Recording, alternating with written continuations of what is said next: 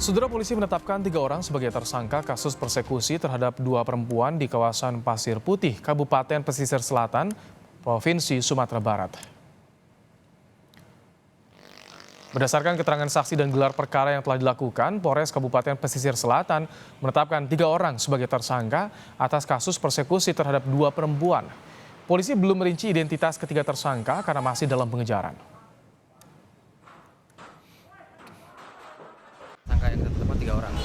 Itu berdasarkan dari keterangan-keterangan 13 saksi, kemudian ditambah dengan 2 saksi korban. Dan juga berdasarkan dari alat bukti berupa screenshot atau tangkapan layar yang kita sudah identifikasi. Nah, dari keterangan tersebut kita tetapkan 3 tersangka terlebih dahulu. Ya, pasal ditetapkan apa saja? undang-undangnya yang kita gunakan ada undang-undang pertama undang-undang kekerasan seksual, kemudian undang-undang pornografi, undang-undang ITE, dan terakhir KUHP.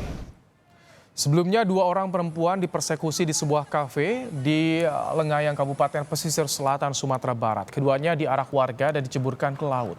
Tindakan warga itu direkam dan videonya tersebar di media sosial.